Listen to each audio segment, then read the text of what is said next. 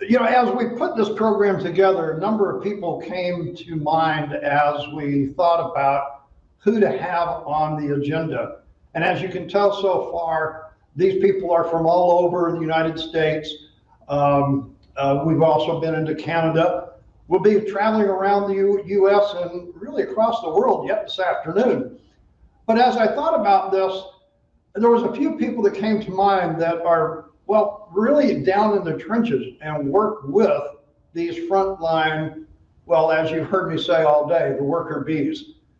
And Mike Ward was one of those people. And the gentleman that's coming up next is another one that deals with facilities management in a little different way than most.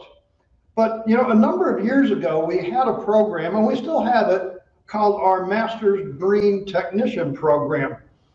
And this gentleman came down from the New York area in the middle of the winter and enjoyed a few days here in the Florida sunshine. Now, that's nothing really new, but the whole time while we were in class, he's got his phone there and he's communicating with his people back in New York that were taking care of snow removal and that kind of thing. So whenever you think about the custodial profession, we do more than, as we've said today, clean toilets and wash windows and wipe desks. And he's in the front line working with these people every day.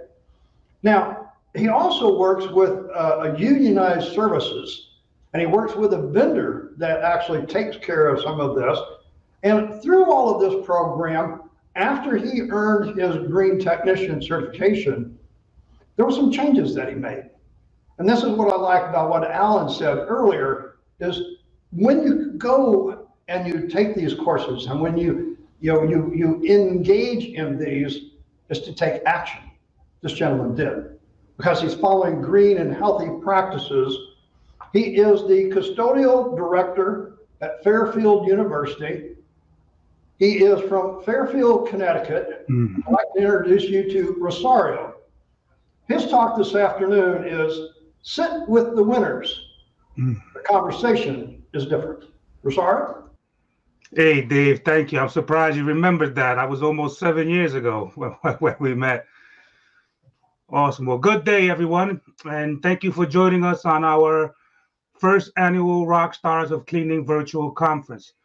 I know it has been an extremely long and educational day for us all. So I want you to take a few seconds, stretch out, grab a sip of water, and then come sit with the winners. I guarantee you the conversation is going to be different. I will be speaking today not only on leadership, but how to help others become effective leaders. You see, there is an old cliche that says it is lonely at the top, but why would anybody in their right mind want to be lonely? As you climb, help someone else climb with you. You might slip and fall and need them to pick you up or need somebody to land on. Helping others help themselves is actually helping you. Sure, some people are born with leadership tendencies, but leadership is a skill as much as everything else. And to be an effective leader, you need to put in some time, some work in order to effectively inspire and escort those around you. You see, people follow people. People need leaders and they want to be led. Helping others ascend only allows you to climb that ladder of success, escalator style. A person who feels appreciated will always do more than what is expected of them. Success comes from helping others succeed. The Marines have a saying, no man left behind. The Bible says, love thy neighbor. In fact, some of the best leaders in the world, including presidents, ambassadors, kings, queens, they did not make it to the top by themselves. They all had help climbing. And in order to have that same type of help, you need to be a leader. To truly be a leader that people will follow and help you get to where you want to be, you have to help them to get where they want to go, as well as it goes hand in hand. When you become someone's GPS and you navigate them through tough storms, winding roads, roadblocks, U-turns, forks in the road, roadkill, sobriety checkpoints. You both arrive at your destination, aka your destiny. People want and require a leader, not a tour guide. Being an effective leader is not inherent in every person, so you must practice. Well, how do you practice being a leader, you ask? Repetition. What does it mean when people say practice makes perfect? Repetition. That's how we learn, folks. Think about it. How did we learn our ABCs? As children, we did not memorize the actual alphabet. We memorized the tune, the melody, the rhythm. Don't believe me? Say the alphabet to yourself right now, out loud, and I bet you will sing the alphabet with the same tune that you learned it. Go ahead.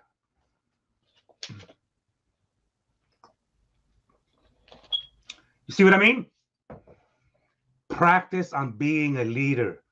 Practice on helping others become leaders. If you are a leader, or when you become a leader, do not forget that a true leader is not a position. It is not a title. It is not a badge.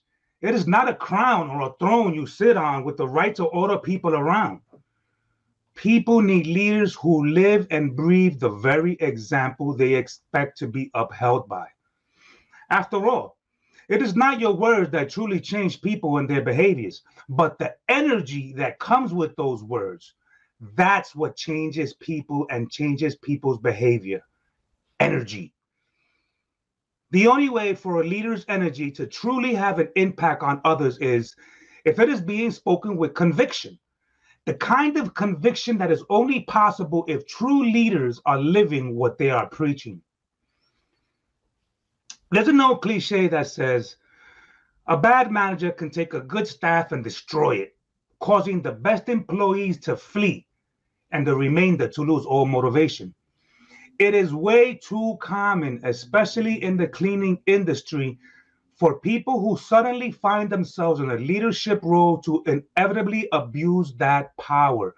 And instead of becoming an effective leader, what they become are tyrants. So before you put someone like that in power, here is how you can get a sense of what different people would do with their newfound authority. You might want to write these down. Number one, they do not seek to first understand, but expect to be understood. I'll repeat that because it's important. They do not seek to first understand, but expect to be understood. People who uphold this attribute are naturally more inclined to be great leaders. They know the value of not only collecting all the necessary information before they come to a conclusion, but they also know the need to make others feel heard. You cannot effectively lead a team of people if the members of the team feel misunderstood, ignored, or even devalued. And most of the time, those negative feelings arise from one simple mistake. Do you know what that is?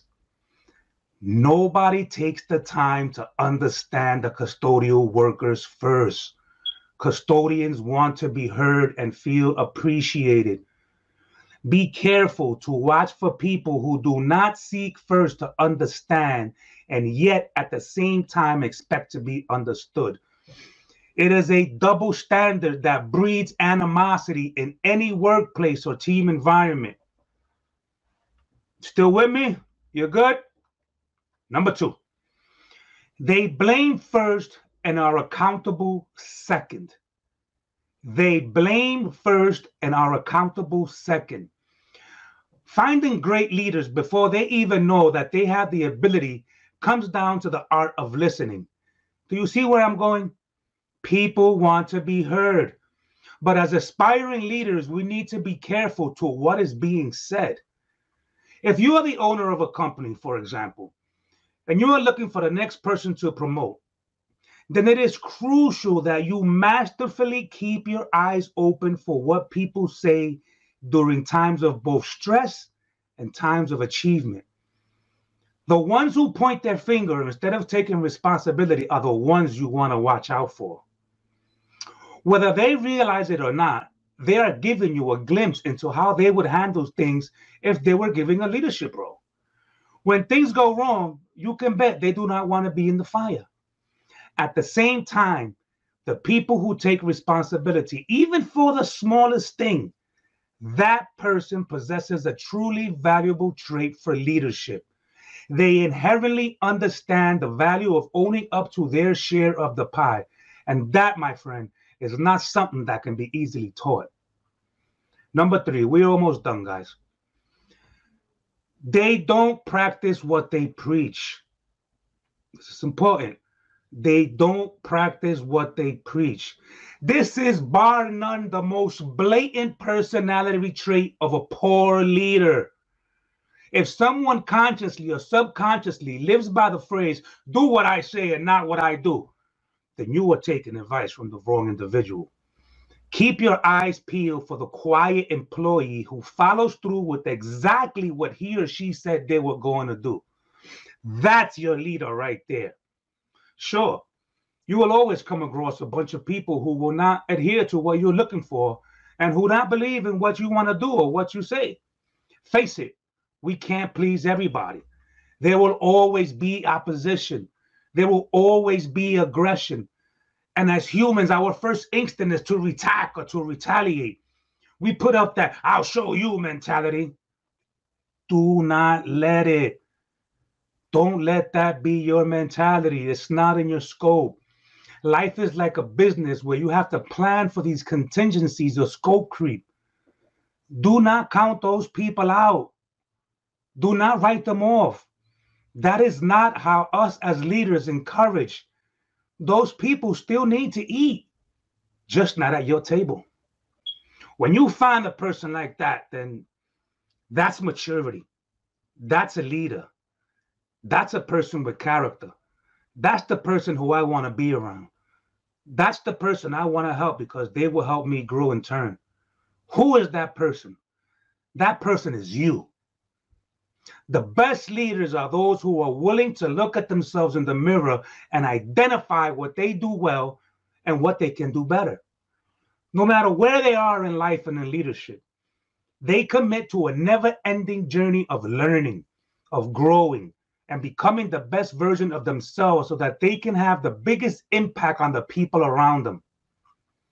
We're going to wrap this up with 9 rules that I have lived by, which have thrusted me into the role that I am in today. You can use these yourself. You still got your pen? You might want to write these down, folks. Encourage open communication with your subordinates as well as superiors. Encourage open communication with subordinates as well as superiors.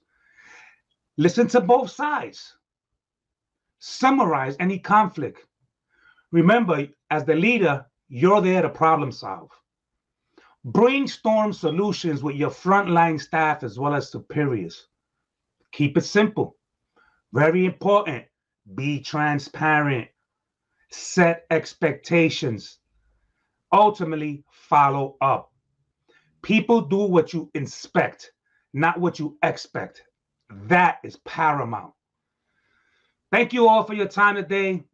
I hope that you will take all or some of what you have heard and learned today from all of our great speakers and use it as a blueprint to develop your own traits. At a minimum, find yourself a large, solid table and invite others to come sit with you. And then promise them that when they sit with the winners, the conversation is always different. Thank you.